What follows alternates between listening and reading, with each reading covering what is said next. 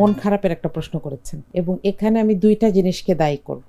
এক নম্বর হচ্ছে আমাদের না জানা।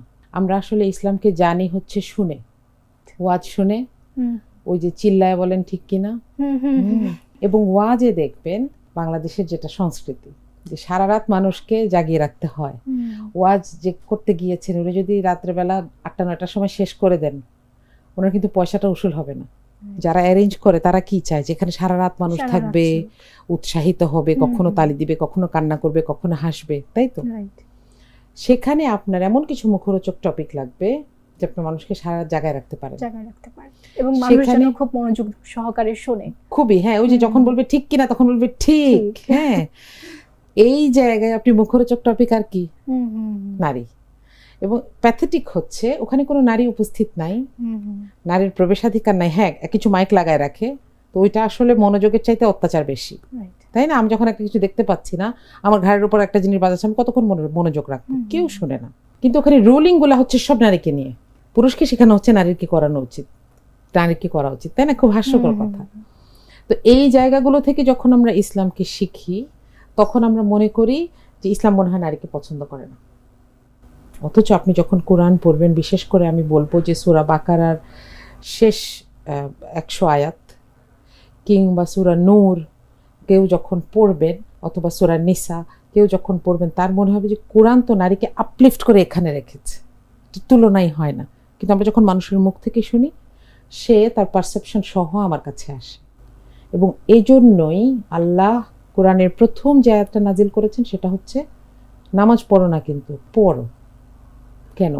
কারণ আল্লাহ জানেন যে আমরা মানুষের কাছ থেকে শুনে শর্টকাটে ইসলাম পালন করব আর মনে করব যে ইসলাম নারীকে একদম পছন্দ করে না, অথবা ইসলাম এসেইছে নারীকে ঘরে বেঁধে রাখার জন্য। 2 নম্বর ব্যাপারটা হচ্ছে, আমার মনে হয় এখানে কিছু মানুষ আছে যাদের উদ্দেশ্য ভালো না।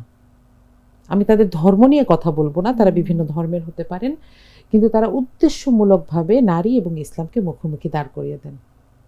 কেন? যেন মানুষ প্রকৃত ইসলামের কাছে না আসে, যেন মেয়েরা আগেই মনে করে যে ওরে বাবা আমাকে তো আটকায় ফেলবে, আমি এসবের দিকে যাব না। হ্যাঁ, দেখেন হিজাবের আয়াতটা কত পরে আসছে। তার আগে আল্লাহ পুরুষদেরকে, রাসূল সাল্লাল্লাহু আলাইহি সাল্লামের মাধ্যমে পুরুষদেরকে সামাজিকতা শিখিয়েছেন। আল্লাহ রাসূল সাল্লাল্লাহু আলাইহি সাল্লামের মাধ্যমে নারী সন্তানকে কবর দেওয়া ঠেকিয়েছেন, নিষেধ করে দিয়েছেন, তাই না? এবং বিভিন্নভাবে তখন তো আরবে এরকম নিয়ম ছিল যে কাবা ঘরের চারপাশে মানুষ কাপড় চাপড় ছাড়া তারপর তাওয়াফ করতো, এটাকে বন্ধ করেছেন। যে কোনো ধরনের অশ্লীলতার চর্চা বন্ধ করেছেন। এই সব কিছুই কিন্তু ইসলাম।